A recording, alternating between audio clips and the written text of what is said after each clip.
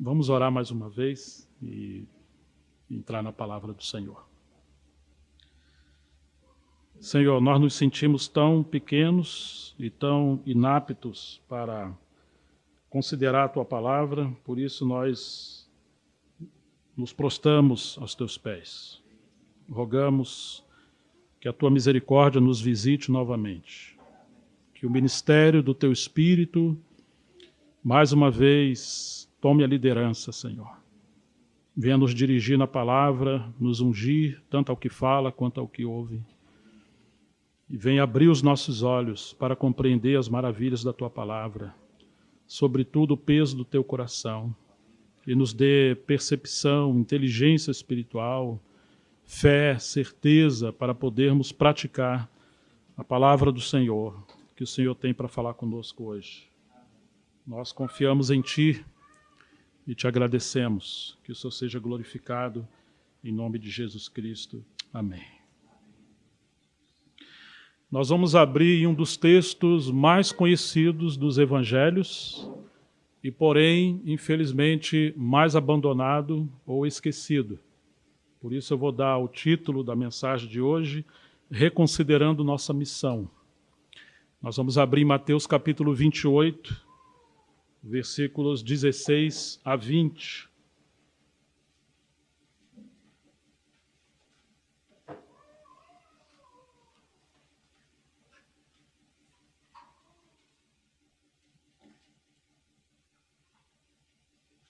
Que nos diz assim: Os 11 discípulos partiram para a Galileia, para o monte que Jesus lhes havia designado, e quando viram Jesus, o adoraram, mas alguns duvidaram. Jesus, aproximando-se, falou-lhes, dizendo: Toda a autoridade me foi dada no céu e na terra. Portanto, ide e façam discípulos de todas as nações, batizando-as em nome do Pai, do Filho e do Espírito Santo, ensinando-os a guardar todas as coisas que tenho ordenado a vocês, e eis que estão convosco todos os dias, até a consumação dos séculos. Amém. Essa é a coroação do ministério de Jesus, porque ele não apenas cumpriu a sua missão na cruz, mas ele agora, como que passou o bastão aos discípulos, ele está retornando ao Pai depois de ressuscitar. E como ele foi o primeiro apóstolo, conforme o livro de Hebreus 3:1, ele foi enviado pelo Pai. Agora ele treina os seus discípulos, os ensina a pregar o evangelho em toda parte, curar pessoas, expulsar demônios. E antes dele partir definitivamente, ele delega aos seus discípulos. Por um lado, ele chama a atenção deles, trazendo consciência de que toda autoridade nos céus e na terra pertence ao Senhor. Eles não deveriam ter medo. Aquele mesmo Jesus que um dia expulsou demônios, curou pessoas, pisou serpentes e escorpiões. Aquele mesmo Jesus que tinha autoridade de parar a fúria do vento e do mar. Sua mesma autoridade de operar milagres. Sua mesma autoridade de subjugar principados e potestades. Aquela autoridade que trouxe o reino de Deus, porque ele iniciou seu ministério pregando o evangelho. Ainda que existia uma batalha terrível nos ares, hostilidades entre os homens, toda autoridade pertence ao nosso Senhor. Absolutamente não há nada fora da sua autoridade. E ele está dizendo que por dignidade, porque ele cumpriu a sua obra na cruz, toda autoridade lhe foi dada não apenas nos céus, mas também na terra. Ou seja, eles não deveriam temer mais nada, porque eles agora estão sendo enviados no nome do nosso Senhor, e eles estão sendo enviados a pregar o evangelho. Eu fico bem surpreendido quando encontro que muitas pessoas, também estudiosos, também gente que prega o evangelho, prega a palavra de todas as formas, eles pegam muitos textos da Bíblia e do Novo Testamento e muitas das vezes gastam muito tempo nos textos escatológicos, falando do final dos tempos. Não que isso seja errado, na verdade isso é bom, é bíblico, é necessário, é relevante. Mas quando se esquece dessa comissão que o Senhor entregou aos seus discípulos, e não apenas anula isso, mas também não acredita que essa passagem também seja para nós no tempo do fim. É como se tudo que Jesus falou, de alguma forma, é para nós, especialmente as promessas, mas a responsabilidade não. Algumas coisas acreditam-se que ficaram no primeiro tempo. Alguns são cessacionistas. Alguns acreditam que algumas partes da Bíblia não foram inspiradas. Elas surgiram posteriormente aos pais da igreja ou do primeiro século, porque encarar essa missão, ela requer fé na palavra de Deus, ela requer chamamento, ela requer ousadia, intrepidez, e é muito mais fácil pregar a palavra de Deus para simplesmente massagear o ego de pessoas que buscam uma vida cômoda nessa terra e tem uma cultura, digamos, escapista, digamos que o Senhor pode voltar a qualquer momento e nós não temos nenhuma responsabilidade a não ser esperar. Mas não foi isso que Jesus falou para nós. Na verdade, nós temos promessas e profecias que contradizem isso. Ele diz que esse evangelho do reino deveria ser pregado a toda criatura em todo lugar. Então viria o fim. O fim não viria enquanto o evangelho não chegasse até os confins da terra. Isso inclui povos, línguas, tribos e nações. Existem missionários encharcados por paixão pelas almas, pelo evangelho, que catalogaram nações, povos, povoados, tribos que ainda não tinham o evangelho nem na sua língua, no seu dialeto. E muitos têm derramado sangue e a vida para que a palavra de Deus seja traduzida e pessoas sejam enviadas para todos os rincões da terra, para que o evangelho seja pregado. E é claro que isso é fruto do amor do Senhor, é fruto da compaixão de Deus, é fruto do seu propósito. Por que crer que muitas coisas que Jesus falou aos discípulos também são para nós? E não crer que essas últimas palavras do Senhor deveriam ser também nossa herança para o tempo do fim ou nossa responsabilidade? Talvez não venhamos confessar com os nossos lábios que não acreditamos assim. Nós cremos que essa missão ou esse ide também é para nós.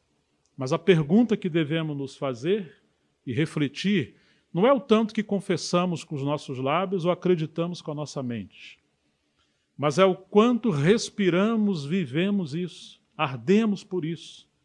Que pode ser que na nossa confissão venhamos acreditar nisso, mas no estilo de vida como igreja nós negamos isso. Acho que todos já ouviram falar de Martyn Lloyd-Jones, que foi um expositor da palavra no século XX. Ele viveu no período das conferências de Keswick, especialmente na Europa, Estados Unidos e também na África do Sul. Ele foi um mestre na palavra, mas as suas mensagens, os seus sermões estavam cheios do Evangelho. Tanto ele como Charles Spurgeon, embora foram homens de boca de ouro, como era o apelido de Charles Spurgeon, ele pregava o Evangelho. Mesmo quando estavam fazendo exposição das Escrituras, eles eram pregadores do Evangelho. E muitos dos homens que Deus usou tiveram grande sucesso, porque eles estavam debaixo da inspiração do Espírito Santo, cumprindo essa missão de ir e pregar o Evangelho, mesmo quando ainda estiver expondo as Escrituras, deve-se pregar o Evangelho. E o Lloyd-Jones ele fez uma correção ao movimento de Keswick, que é o movimento, digamos, da santidade ou da vida interior, que teve a sua ascensão na virada do século XIX para o século XX. E muitos herdaram uma linha mística. Deus usou muito desses homens, mas o Lloyd-Jones ele fazia uma crítica amorosa de que os irmãos tinham grandes conferências durante anos, mas as conferências giravam em torno da vida interior, da vida mais abundante, da vida num plano mais elevado, mas se esquecia da sua missão de pregar o Evangelho. Então você imagina, anos após anos, conferência após conferências, os pregadores pregavam o Evangelho ou a palavra de Deus para aqueles que já foram evangelizados. E alguns faziam 10, 20, 30, 40, 50 anos.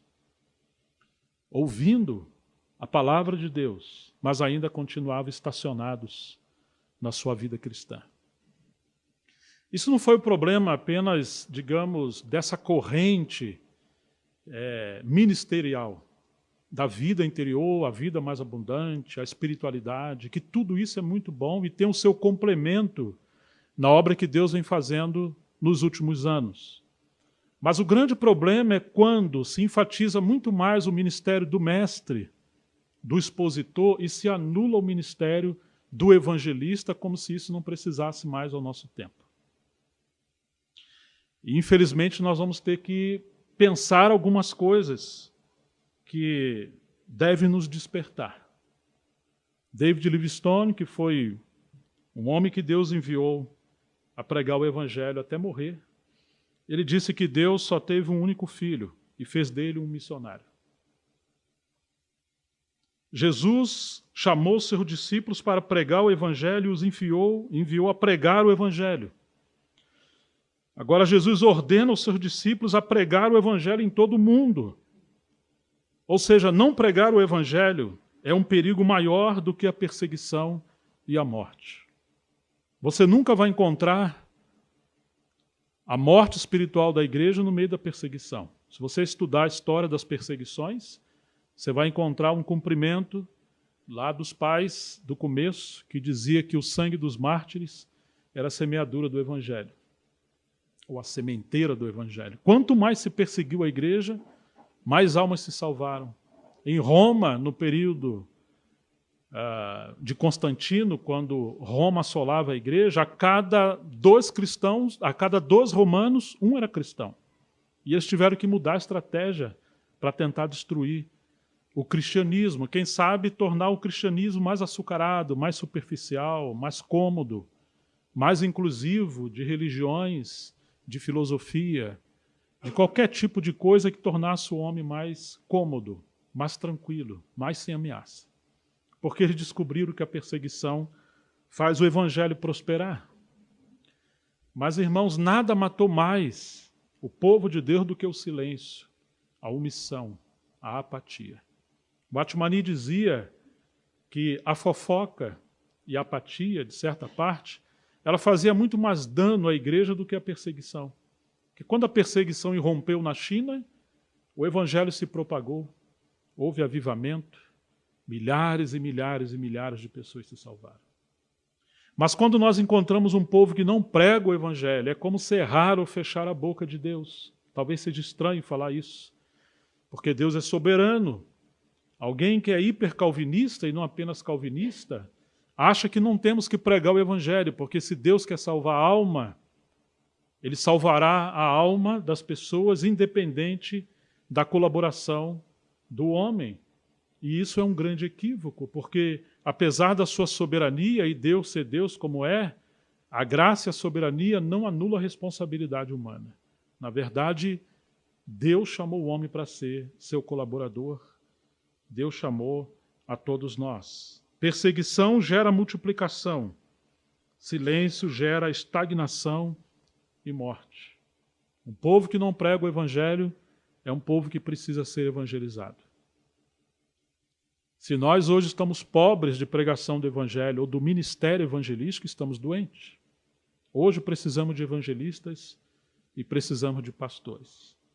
E que pena que, devido à ascensão dos mestres, e graças a Deus por isso, alguns que são pastores tentam ser mestres e não conseguem nem ser pastores direito e muito menos mestres.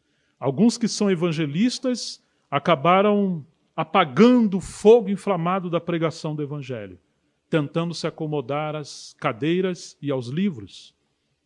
Os mestres passeiam pela Bíblia, os evangelistas passeiam entre as almas, os profetas nos céus, os pastores entre as ovelhas. Os apóstolos estão viajando entre as assembleias e pregando e fortalecendo, pregando o evangelho, fortalecendo as igrejas e levantando novas lideranças. Mas enquanto os mestres tentam gastar muito tempo explicando tudo e acham que todos, quem sabe, vão querer ler as suas gigantescas notas de rodapé e centenas de livros, ainda que seja importante, os evangelistas querem incendiar as cadeiras, tacar fogo para jogar o povo para fora para pregar o Evangelho. Nós precisamos dos 5 tipos de ministérios. Claro que ainda não tenhamos os 5 ministérios, ou necessariamente teremos numa só casa, numa só assembleia. Eles são ministérios dados ao corpo, eles não são tão confinados a uma localidade, eles são dirigidos pelo Espírito Santo, avivados pelo Espírito Santo, não deveriam ter limites.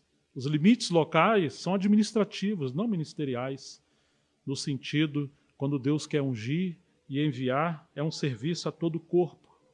Mas vocês devem se lembrar, no livro de Efésios, capítulo 4, verso 11, que o Senhor deu à igreja esses homens dons, apóstolos, profetas, evangelistas, pastores e mestres. Ali diz que ele deu à igreja. Por que Deus daria evangelistas à igreja? Porque a igreja precisa ser evangelizada. E o evangelista precisa preparar a igreja para pregar o evangelho. O evangelista não foi dado apenas para pregar o evangelho aos perdidos. O evangelista também foi dado para inflamar a igreja, a ter compaixão, anseio, desejo pelas almas e provocar intercessão, provocar oração, provocar senso de missão, provocar cuidado com os mais novos na fé, provocar visita de mulheres visitando mulheres, homens visitando homens, famílias visitando famílias, abrir os seus lares para reuniões onde se convida os vizinhos, onde se evangeliza a criança, onde se faz trabalhos sociais e voluntários nas escolas, nos presídios, nos hospitais. O evangelho deve atingir e chegar em todos os lugares onde podemos penetrar. Paulo usou as estradas de Roma e da Grécia, Lutero usou a gráfica de Gutenberg e hoje nós podemos usar a internet, nós podemos usar todos os meios. Mas o que Satanás tem feito? Satanás tem nos levado a tudo que nós temos hoje, centralizar em nós e esquecer que são veículos e instrumentos para a pregação do Evangelho. Então nós podemos ter tecnologia e ter tantas coisas e não pregarmos o Evangelho. Um dos grandes enganos e equívocos da igreja é quando ela tem uma vida girando em torno dela. E porque muitos de nós fomos influenciados pelos místicos, pela linha da espiritualidade, pela linha da vida interior, muitos de nós nos tornamos passivos. São como aqueles animais que têm uma natureza selvagem de predador, mas eles se tornaram muito domesticados. E aquele fogo de pregação do Evangelho foi substituído por uma passividade doentia. E nós precisamos reconsiderar essas coisas. Devemos lembrar dos nossos pais, homens de jejum e de oração. Homens que não tinham sua vida por preciosa e pregavam o Evangelho. Nós nascemos pela pregação do Evangelho de alguns desses homens. E nós não podemos deixar essa tocha do fogo, do Evangelho, da paixão pelas almas serem enterrados. Por que será que muitas das igrejas que falam da restauração do testemunho do Senhor são tão pequenas? Por que será que estamos tão escondidos pelas casas e vilarejos? Por que será que causamos tão pouco impacto? Talvez porque cremos de uma forma distorcida, porque é assim mesmo. Tá bom, o Senhor está voltando. Claro que alguns lugares serão simplesmente uma Betânia, um povo pequeno que se torna uma base do descanso, da comunhão de Jesus, para depois ele fazer sua obra em outro lugar. Há igrejas que são realmente pequenas. Acusavam Kemp Morgan, o príncipe dos expositores, do início do século XX, virada do XIX para o século XX, de que embora ele tinha um ministério tão farto, tão abundante na palavra, a sua igreja era tão pequena. Mas ele não tinha um ministério tão local. Seu ministério era itinerante. Quando Deus levanta homens itinerantes, se ele está num lugar pequeno, ele gasta menos tempo ali apacentando e pregando e muito mais tempo viajando e servindo em outros lugares. Mas isso não é um modelo, um método. Isso não é um mandamento. A vontade de Deus ainda é e sempre foi salvar multidões. Que o Evangelho seja pregado. E uma igreja não pode ser uma igreja bíblica espiritual se é uma igreja centrada em si. Uma igreja autopiedosa de si mesmo, com comiseração de si mesmo. Uma igreja coitadinha. Jesus não veio para ser servido, ele veio para servir e dar a sua vida por amor de muitos. Ele não poupou a sua vida. Ele podia se salvar e ele não se salvou. Ele não transformou pedras em pães lá no deserto da tentação, mas ele multiplicou 5 pães e 2 peixes e alimentou milhares de pessoas. Ele não fez água brotar da rocha, como fez brotar na época de Moisés, mas da sua costela fluiu água e sangue. Sangue para redimir, perdoar, e água para alimentar de vida e salvar almas e surgir a igreja.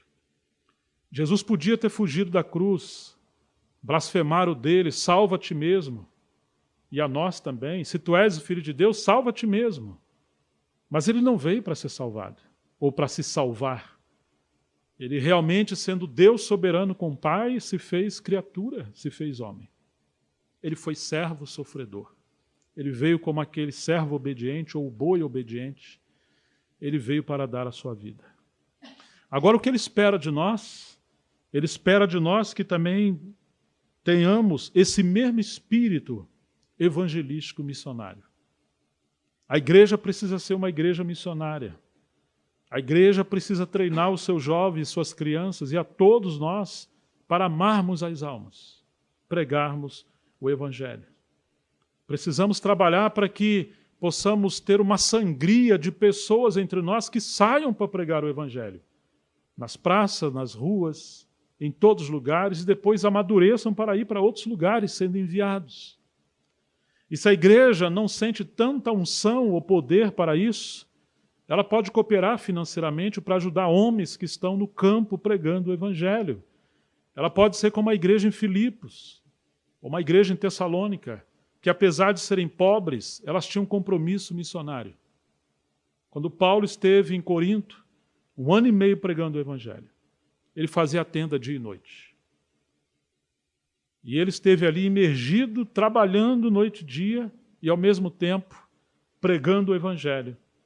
Mas quando ele recebia a contribuição da igreja em Filipe, ele se dava completamente à pregação do evangelho e ao ministério. De maneira que a igreja em Filipe também desfruta das recompensas do ministério do apóstolo.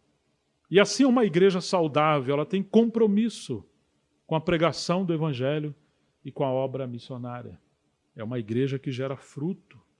É uma igreja mãe, no sentido de que as suas entranhas não são estéreis. Ela não está contente enquanto não vê almas chegando. Uma igreja que está fixada em si mesmo tem muitos problemas. Os mais velhos passam a ter problemas consigo mesmo. E aí pegamos aquela mania de discutir sobre a obra, no lugar de fazer a obra. Hoje se gasta muito mais tempo discutindo os métodos, se é correto ou não correto. Fazer isso dessa forma ou daquela forma. Se devemos falar dessa maneira ou daquela maneira. Mas Jesus focou o fruto. Quando você lê a parábola da videira em João 15, o foco é o fruto. Claro que uma videira, ela tem que ter a sua estrutura, a sua treliça, para os seus ramos não caírem no chão e seus frutos estragarem, e os animais também não pisotearem e comerem. Mas Jesus não enfatizou a estrutura. A estrutura vai encontrar o seu lugar, o seu caminho, à medida que a videira for crescendo e se multiplicando. Ou seja, em 2000 anos de história da igreja, Deus usou muitos caminhos, multiforme sabedoria, multiforme ministérios, multiformes graça, multiforme operações. Mas quando nós queremos reduzir a Deus, digamos, a uma bitola, a uma medida que Ele só pode operar se for dessa maneira, nós passamos a desprezar muitas ações do Espírito Santo na vida de muitos do povo de Deus. E aquilo que nós, às vezes, criticamos pela nossa arrogância, nós estamos pisando naquilo que Deus está plantando. Alguns abortam ministérios do Espírito que estão surgindo, porque não reconhecem a diversidade da obra de Deus e a soberania, que se Ele é Deus, Ele usa quem quer, do jeito que quer, do tempo que quer, da forma que quer. Isso é muito sério. Uma vez, um jovem teve um grande peso de ir pregar o evangelho no lugar onde ninguém tinha ido. E um ancião falou para ele: jovem, fica quieto. Porque se Deus quiser salvar alguém, Ele vai salvar e não vai usar você. Ele é um Deus que salva. Esse jovem não se contentou com isso. Ele foi William Carey. E ele foi considerado o pai das missões contemporâneas. Milhares de pessoas foram salvas. E dali surgiu uma obra missionária em muitos lugares. Quando teve o avivamento devido à perseguição na Alemanha, muitas pessoas de várias denominações migraram para as terras do conde Zinzendorf, um homem rico. Um rico que disse sim ao chamamento de Jesus. No começo eles discutiam muitas coisas, porque eram várias denominações. Mas por causa da perseguição, eles se uniram em torno do Evangelho. Isso foi no século XVII e permeou o século XVIII. Então eles se uniram em oração. E teve um avivamento de cerca de 100 anos, eles orando todos os dias. E ali surgiu uma obra missionária que permeou o mundo inteiro. Muitos missionários enviados, porque o povo decidiu a orar. E decidiu preparar jovens para que eles pregassem o Evangelho. O Zinzendorf não foi com todos, mas ele supria através dos seus bens.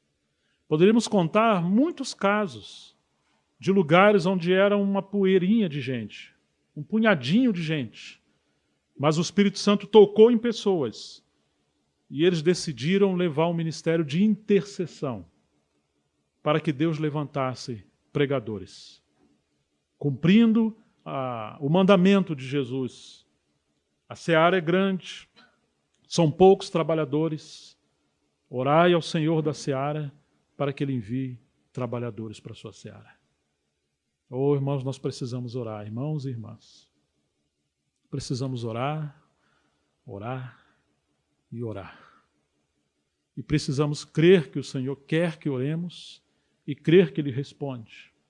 Mas também precisamos crer que assim como Jesus mandou os seus discípulos orar no final do capítulo 9 de Mateus, capítulo 10 mostra que os discípulos que oraram foram a resposta da oração. No capítulo 9 ele mostra que a seara é grande, são poucos trabalhadores. E aí ele dá a direção de que eles precisam orar. Eles oram, Deus responde, eles são a resposta. Porque às vezes oramos para que Deus levante trabalhadores, desde que não sejam nossos filhos, nossos esposos, nossas filhas. Talvez queremos preparar os nossos filhos apenas para serem médicos, advogados, engenheiros e outras profissões. Isso é muito bom, que sejam os melhores profissionais. Mas a melhor e maior dádiva que Deus pode dar a um ser humano é ser um homem de Deus, uma mulher de Deus, usada por Deus. Quando ofereceram a proposta do Billy Graham, maior evangelista do século XX, se candidatar a presidente, ele disse que jamais se rebaixaria a tal ponto, porque ele tinha a maior das comissões, o maior posto, o maior cargo. Charles Spurgeon falava para os seus filhos para não se rebaixar a tal ponto, mas seguirem fiéis naquele ministério da pregação da palavra de Deus. Queridos irmãos e irmãs, tudo vai passar. Muitas coisas, se não tudo, vão ser queimadas no fogo. Somente aquilo que fizermos na vontade de Deus terá repercussão por toda a eternidade. E uma das coisas que hoje mais carecemos é preparar os jovens, famílias e todos nós para que o Evangelho do Senhor continue sendo proclamado com poder, com graça. Se não podemos ir, podemos orar. A obra do Evangelho é feita pelo joelho dos que oram, pelas mãos dos que contribuem e os pés daqueles que vão. Mas você não pode ser neutro. Qual é a sua parcela? O que você está fazendo? Como você está vivendo? Qual é o seu compromisso com esse ide do Senhor? Nós temos várias histórias de homens que Deus usou, de homens que foram inflamados pela paixão do Evangelho.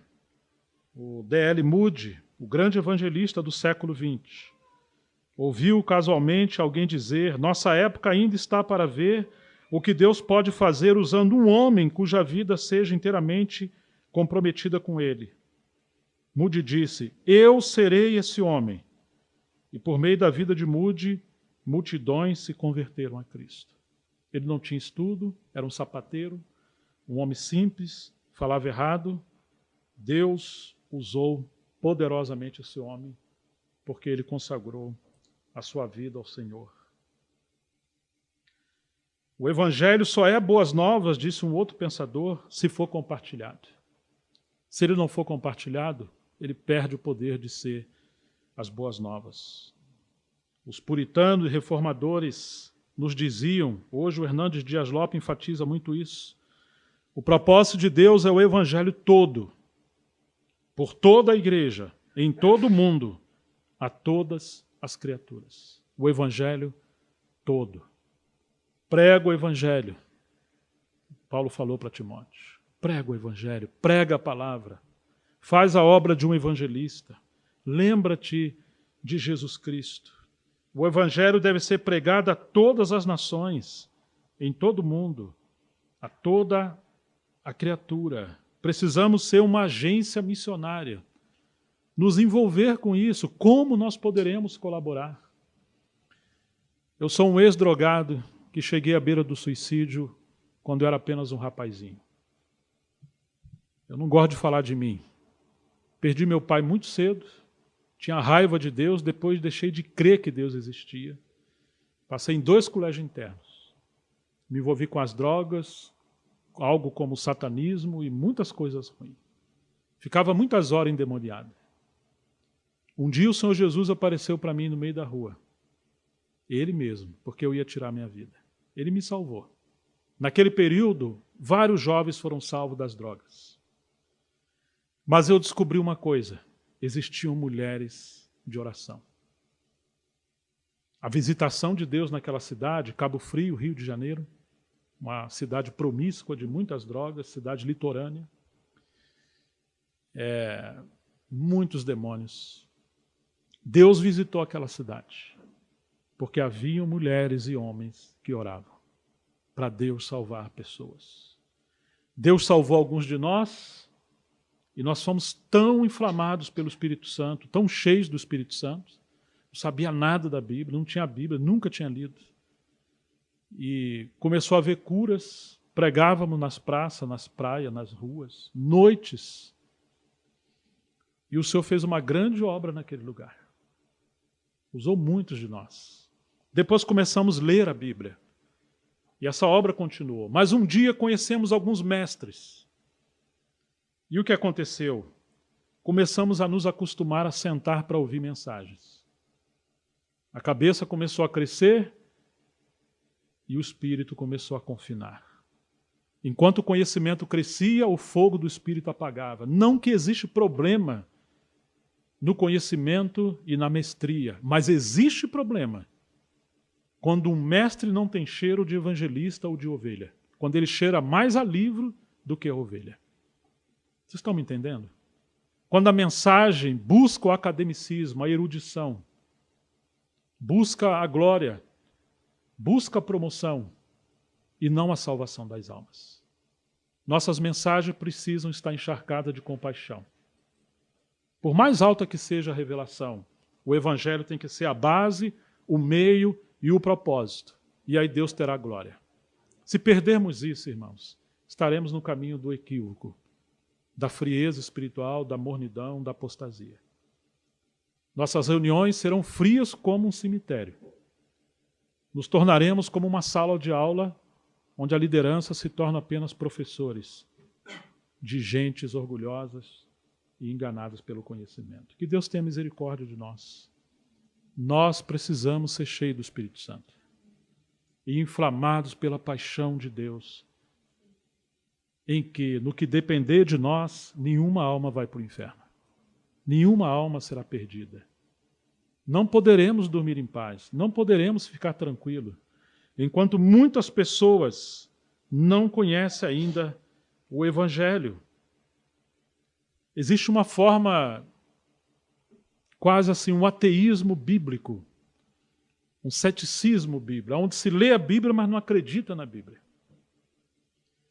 Eu gosto de ler a história de grandes homens como Kemp Morgan, do Atmani, do Charles Spurgeon, de tantos homens que Deus usou, o Lloyd Jones, que já mencionei, porque todos eles, de alguma forma, pregaram o Evangelho e trabalharam pelo Evangelho. Até mesmo Theophilus Sparks, que muitos de nós lemos, mas é interessante saber que ele foi fruto da pregação do Evangelho de Kemp Morgan na praça. E depois que ele foi alcançado numa pregação do Evangelho, o Morgan passou um ano treinando o Theophilus Sparks, que foi considerado um dos maiores profetas do século XX, ao lado de Tozer. Eles foram encharcados com o Evangelho. E ele tem um livro chamado O Evangelho segundo Paulo. Ele comenta o Evangelho em cada epístola de Paulo. O Sparks, que era um profeta. A W. Tozer, que era um profeta. Também é um homem inflamado pelo Evangelho. De maneira que eu não consigo enxergar grandes homens de Deus que não foram inflamados pelo Evangelho. De alguma forma, eles começaram pregando o Evangelho, expondo o Evangelho, ensinando o Evangelho. E mesmo quando fazem exposição bíblica de tantos temas da Bíblia, por mais profundo que sejam, o Evangelho está ali, norteando os seus sermões e as suas mensagens. Quando Kemp Morgan era bem novinho, ele conta isso. Ele fala de uma experiência de que uma certa vez, envolvendo essa declaração de que o Senhor Jesus manda pregar o Evangelho e diz: eis que estou convosco todos os dias, até os confins do tempo. Quando ele era recém-convertido, Kemp Morgan costumava fazer visitas às senhoras de idade, uma vez por semana, a fim de ler a Bíblia para elas.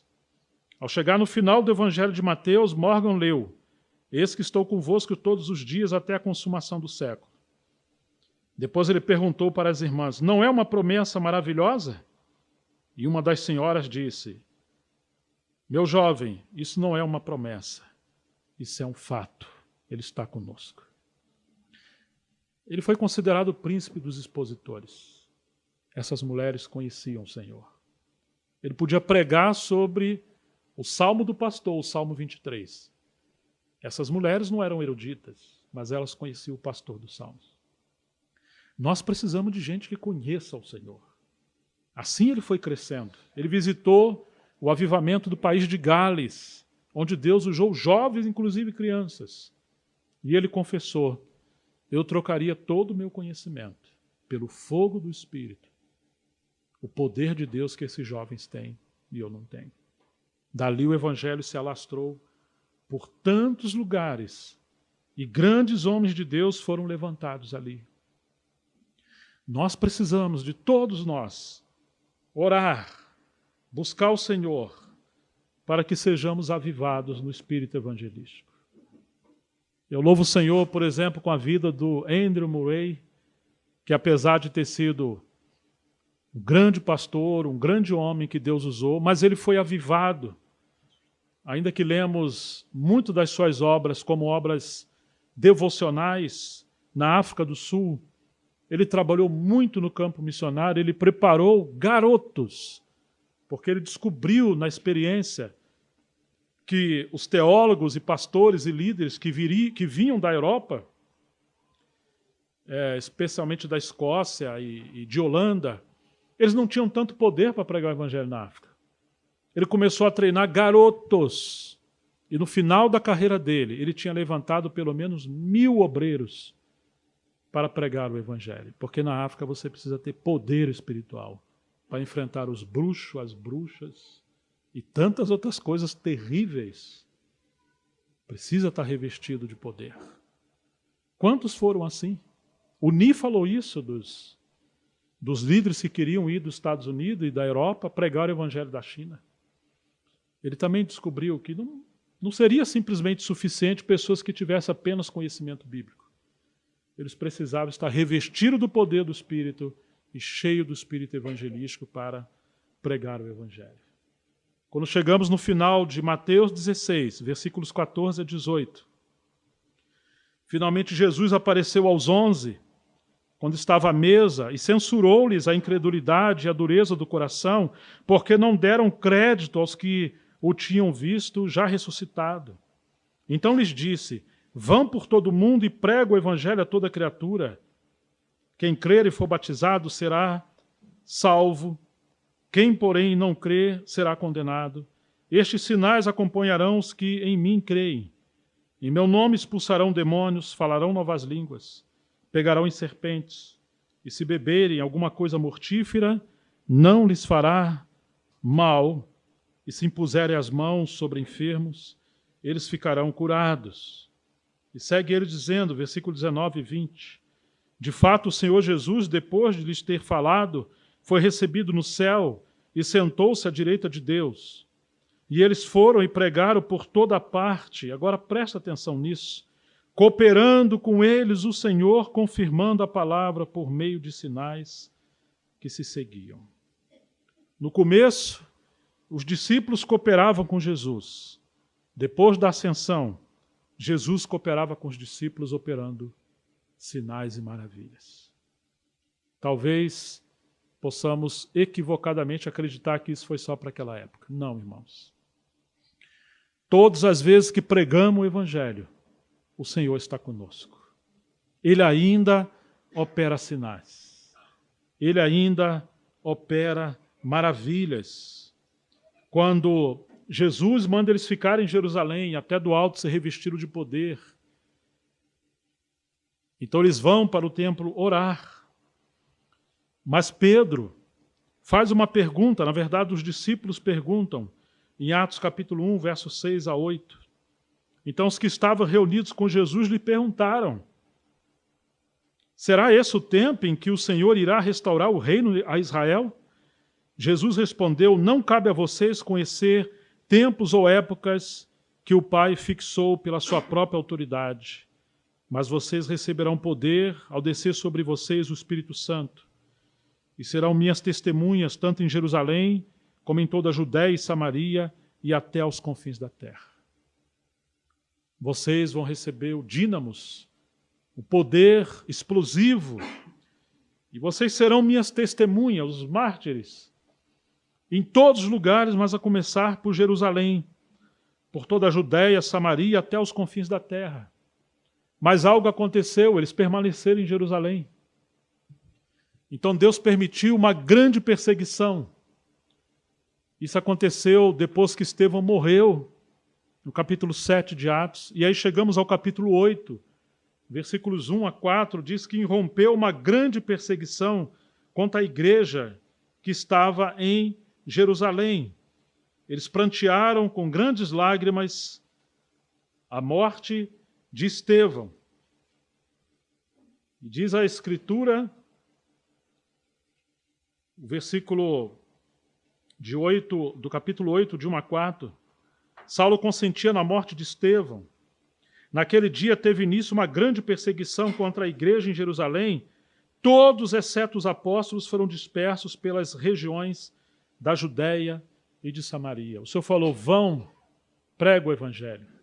Vocês vão ser minhas testemunhas, tanto em Jerusalém, Judéia, Samaria, em todos os lugares. Agora Deus teve que permitir uma perseguição. É interessante que os apóstolos ficaram. Todos foram dispersos para esses lugares. Alguns homens piedosos sepultaram Estevão e faziam grande lamentação por ele. Saulo, porém, queria destruir a igreja, indo de casa em casa, arrastava homens e mulheres, lançando-os na prisão. Por que mulheres também? Porque mulheres eram fervorosas. Elas seguiram o exemplo de Maria Madalena, de quem o Senhor expulsou 7 demônios. E ela se tornou uma obreira, uma missionária, alguém que Deus usava com poder. Joana, Susana, Maria e outra Maria, e tantas mulheres. A igreja era inflamada com a pregação do Evangelho.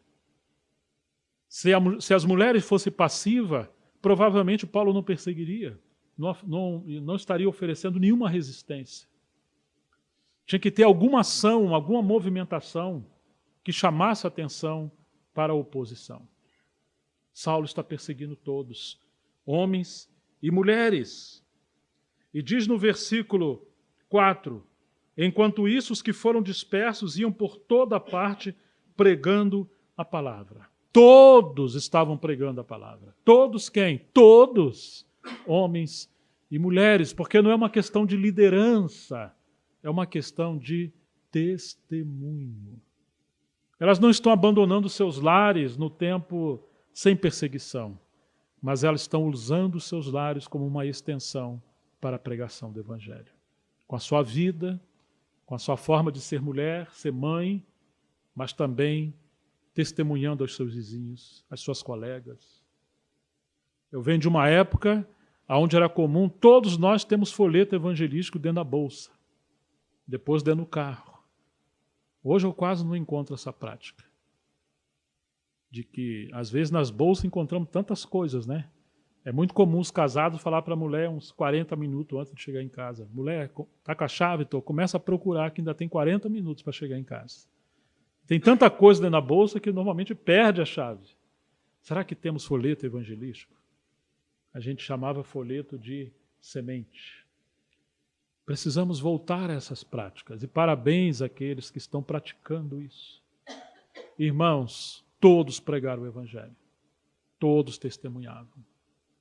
Você não concorda que quando nasce uma criança numa casa, quando ela começa a bocejar, falar as primeiras palavrinhas, os pais, os avós, os colegas ficam tão felizes e vão lá ver. Se tiver alguém conversando, a criancinha começa a falar, para prestar atenção, né? Ai, que gracinha, aquilo vira o assunto, né? Começou a chamar papai, mamãe e tal. Legal. A igreja deveria ser assim. Você nunca mandou uma criancinha de 1 ano ficar quieta. Na verdade, você está ensinando ela a falar. Na época do livro de Atos, e onde ocorreram avivamentos na história da igreja, quando o novo convertido surgia, era normal que ele testemunhasse da obra que Deus fez com ele. A igreja queria ouvir. É tão bom você escutar as palavras de alguém cheio do Espírito Santo, com milagre de Deus, testemunhando das maravilhas que Deus fez.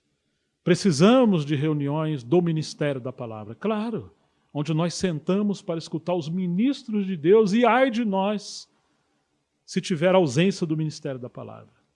Mas também precisamos de ambientes, publicamente pelas casas, onde haja mutualidade, testemunhos. Não testemunho a si ou de si, mas testemunhos das maravilhas que o Senhor está fazendo. Pergunto a você, amado irmão e irmã, quanto tempo você não testemunha de Jesus para alguém? Quanto tempo você não fala das obras que Deus fez na sua vida? Quanto tempo você não relata os milagres de Deus na sua vida? Você lembra quando Ele te salvou? Você compartilha isso com seus vizinhos, com seus colegas de trabalho? Quantas vezes nós enterramos essas coisas?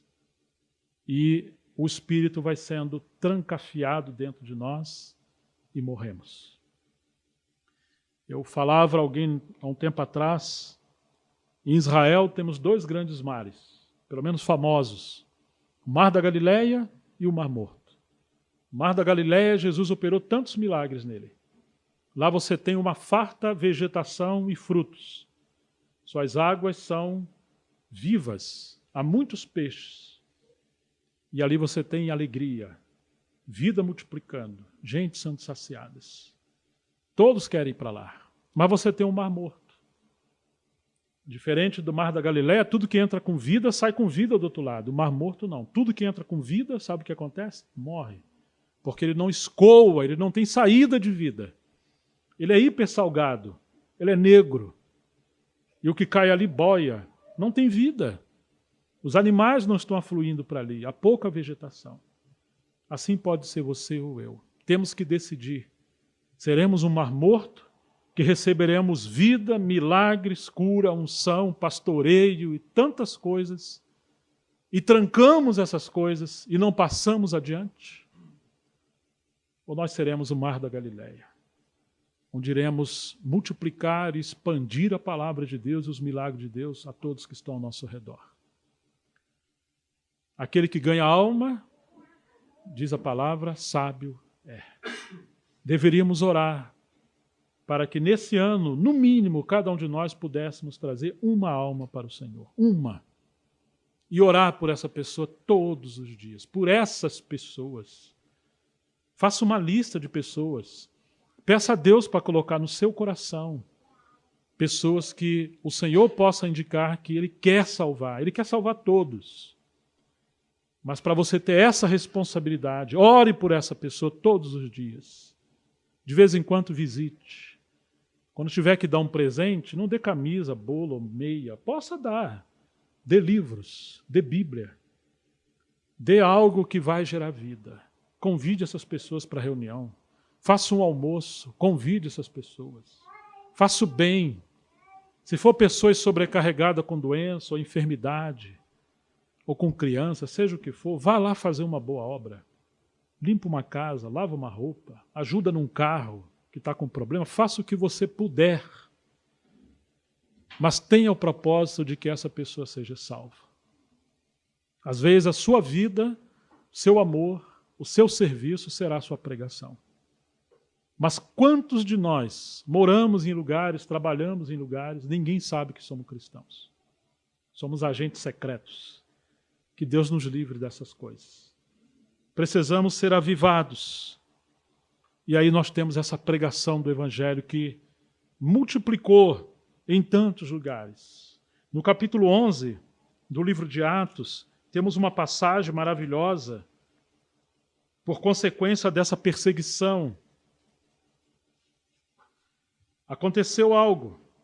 O versículo 19 diz que os que foram dispersos, a partir da perseguição que começou com a morte de Estevão, se espalharam até a Finícia, Chipre e Antioquia, não anunciando a ninguém a palavra, exceto aos judeus. Você está vendo? Mesmo com a perseguição, alguns eram tão religiosos que eles não entenderam que nos bastidores daquela perseguição que Deus permitiu, Ele queria a pregação do Evangelho. Muitos ficaram muito assustados com a mudança de governo que nós tivemos na nossa nação, com a Covid, com tantas outras coisas. Mas precisamos descansar na soberania do Senhor e confiar que o nosso bom pastor também tem a vara da disciplina. Como ele usou nações no passado para corrigir Israel, ele ainda usa hoje muitas coisas para corrigir o seu povo. Não devemos ter medo da adversidade, da perseguição, do comunismo ou de qualquer coisa. Nós devemos ter medo do pecado. Devemos ter medo da passividade. Devemos ter medo da apostasia, da morte espiritual. Quantos países prosperaram, como na Europa e nos Estados Unidos, e hoje são cemitérios de obreiros? Se tornaram materialistas, ateus, e você não encontra mais a proclamação do Evangelho com tanto poder. Muitas das vezes a prosperidade gera o maior dano à igreja, e a perseguição tem que vir, para que Deus produza avivamento. Deus não tem problema com perseguição ou com prosperidade. Deus tem compromisso com a sua palavra e com a sua obra. Ele vai usar tudo o que for preciso. Tem hora que é prosperidade, tem hora que não. Agora, nós podemos provocar essas coisas. Se o Senhor tem prosperado alguns de vocês, é para vocês serem mordomos do reino de Deus e abençoar a sua missão. Para que você quer prosperar? Para ser mais vaidoso e esquecer da sua missão? Você tem compromisso com a obra missionária? Você tem compromisso com a contribuição espiritual? Como nós estamos? Irmãos, e esses aqui se esqueceram de pregar o Evangelho aos gentios. E aí chegamos no versículo 27. Naqueles dias, alguns profetas foram de Jerusalém para Antioquia. Perdão, um pouquinho antes, eu pulei. É o versículo 28. Alguns deles, porém, que eram de Chipre e de Cirene, e que foram até Antioquia, falaram também aos gregos, anunciando-lhes o Evangelho do Senhor Jesus. A mão do Senhor estava com eles, e muitos crendo se converteram ao Senhor. Eram pessoas simples, mas o que eles fizeram? Eles cumpriram o ID. Eles foram por toda parte. E o Senhor falou que estaria com eles. E assim como temos o final do Evangelho de Marcos, o Senhor cooperava com aqueles que pregavam o Evangelho. Isso aconteceu em Antioquia. Isso tem acontecido ainda hoje em muitos lugares.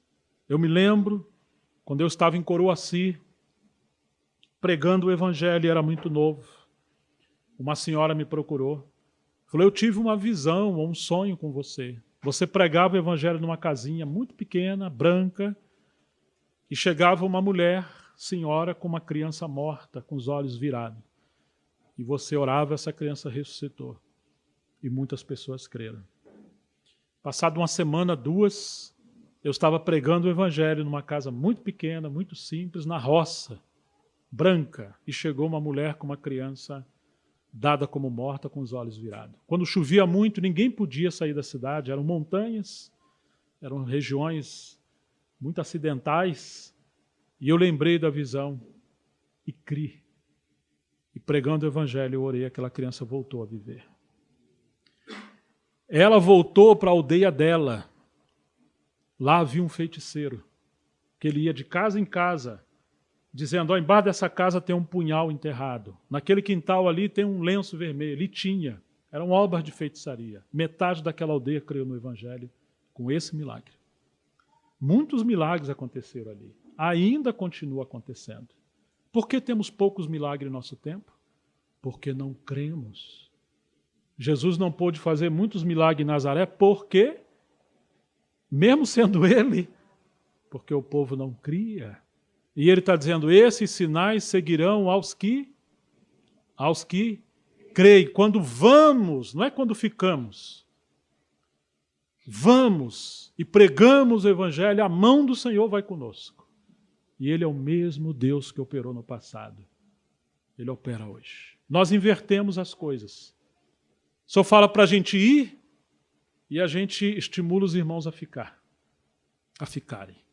Ele manda a gente pregar o Evangelho em todo lugar, nós ficamos pregando para nós mesmos. Ele manda a gente curar pessoas, nós enviamos pessoas aos médicos. Graças a Deus pelos médicos. Falta-nos poder, falta-nos dom da cura, falta-nos fé. Oh, irmãos, que Deus mude a nossa história. Que Ele venha nos avivar. Mateus Henry, ele disse, sinto o maior gozo em ganhar uma alma para Cristo, do que em ganhar montanhas de ouro e de prata para mim mesmo. John Knox, o leão da Escócia, antes de Lutero, ele disse, Senhor, dá-me a Escócia ou eu morro. George Whitefield, o avivalista do século XVIII, com John Wesley, lutava com Deus. Se não queres dar-me alma, retira a minha alma. Poderíamos citar tantos homens que creram e oraram. Muitos não foram, mas oraram pelos que foram. Que sejamos esses e essas que tenhamos coração totalmente voltado para o Senhor. Deus nos livre de ser uma igreja antiga, da qual Deus já investiu tanto, já se passaram tantos homens de Deus, já se pregaram tanto, já viram tantas coisas, mas nos tornamos um mar morto.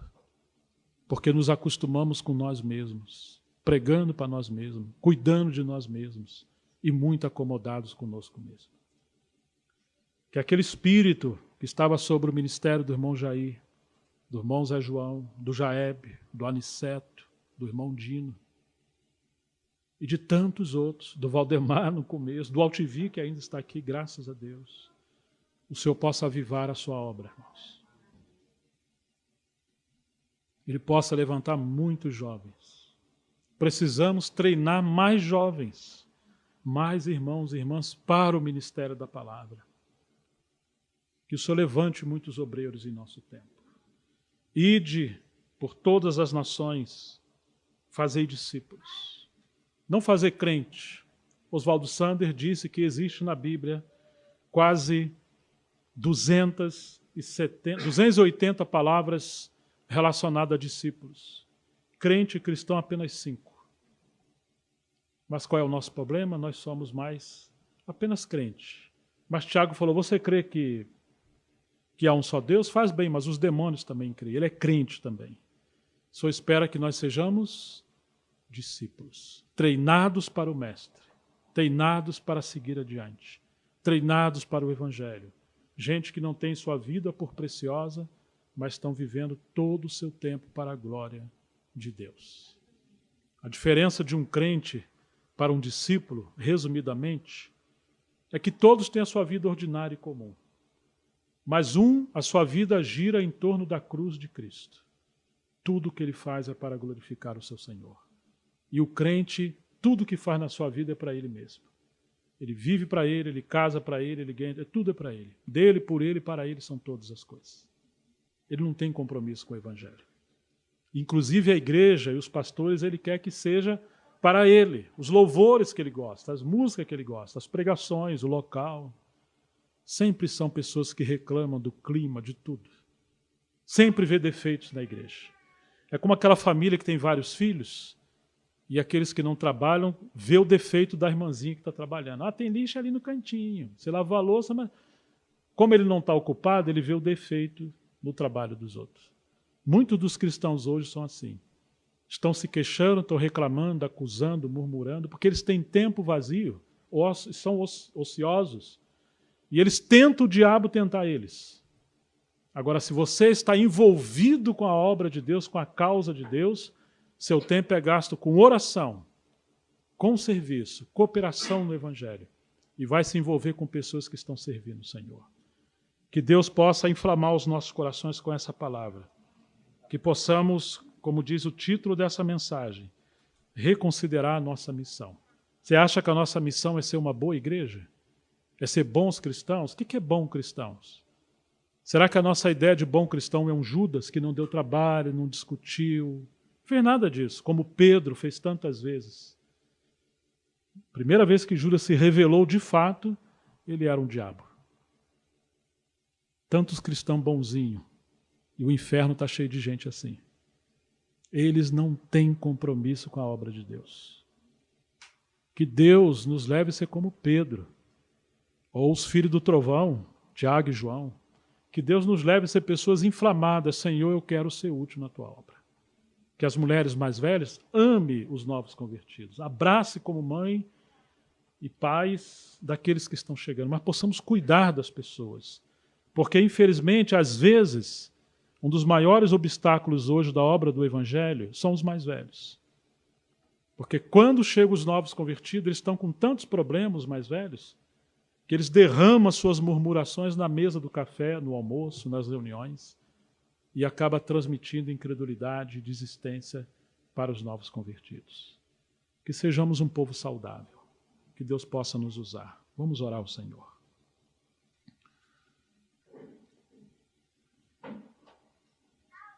Vou pedir que aqueles que desejarem possam orar, se Deus falou com você, vamos nos pôr de pé. Vamos apresentar essa palavra diante de Deus.